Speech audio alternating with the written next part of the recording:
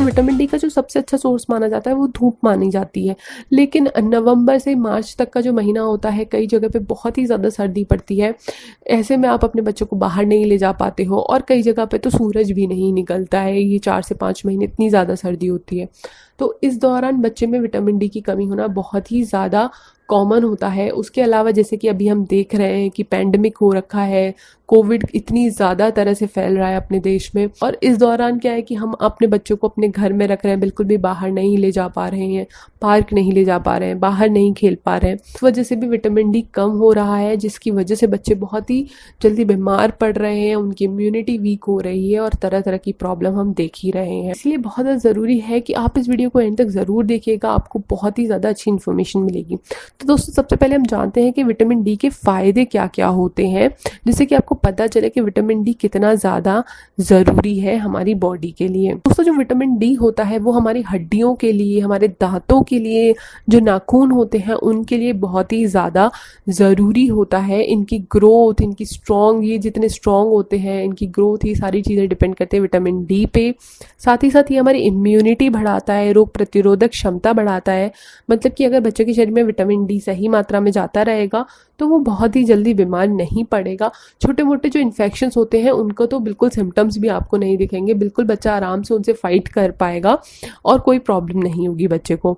साथ ही साथ ये हमारे ब्रेन के लिए बहुत ज़्यादा ज़रूरी है, हमारे नर्वस सिस्टम का जो डेवलपमेंट हो रहा है बच्चे का, हमारा, हम सब के लिए ही ये बहुत ही ज़्यादा हेल्प करता है। हमारे ब्रेन का जो प्रोसेस हो रहा होता है ब्रेन के अंदर, वो सारी चीज़ों में काफ़ी ज़्यादा हेल्प करता है। उसके साथ साथ ये लंग्स का जो प्रोसेस चल रहा होता है, सांस को लेना छोड़ना, लंग्स के जितने भी काम होते हैं उसमें काफ़ी हेल्प करता है। साथ ही साथ ये हमारे हार्ट को बहुत अच्छा बना के रखता है। अगर शरीर में कोई भी कैंसर के कुछ भी सेल्स मौजूद हैं, भी सिम्टम्स दिखाई दे रहे हैं या नहीं दिखाई दे रहे हैं, या फिर कोई ऐसा पर्सन है जिसको कैंसर है, उस केस में विटामिन डी बहुत ही ज़्यादा ज़रूरी होता है, क्योंकि एक ऐसी मैजिकल चीज़ होती है कैंसर वाले लोगों के लिए, या जिनकी बॉडी में कैंसर सेल्स हैं उनके लिए एक मैजिकल चीज़ होती है, क्योंकि जो कैंसर सेल्स को एकदम से किल कर देती है, उनको ग्रो नहीं करने देती।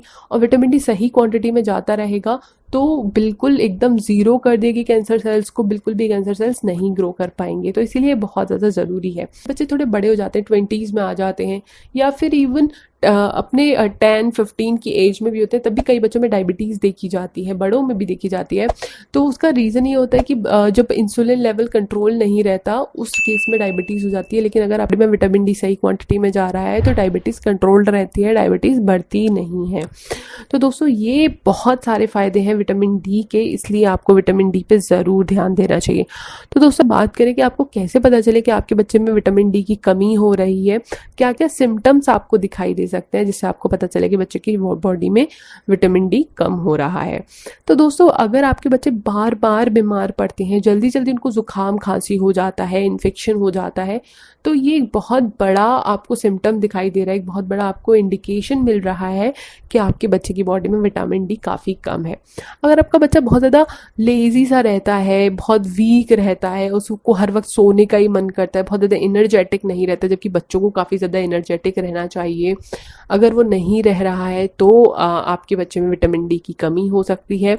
अगर बच्चे की बोन्स में काफ़ी पेन होता है, या फिर इतनी यंग एज पे बच्चे को बैक में पेन हो रहा है, या फिर बच्चों को अपने टीथ में सेंसेशन सा फील हो रहा है, इस केस में डेफिनेटली विटामिन डी कम होता है। इसलिए आपको विटामिन डी पे ज़रूर ध्यान देना है। अगर बच्चे को कोई भी चोट लग जाती है, कोई भी घाव हो जाता है, वो बहुत ही जल्दी ठीक नहीं होता, नॉर्मल से ज़्यादा टाइम लेता है ठीक होने में, तो भी पॉसिबिलिटी है कि विटामिन डी की कमी है। अगर बहुत ज़्यादा हेयर फॉल हो रहा है तो ये भी एक सिम्टम होता है विटामिन डी की कमी होने का।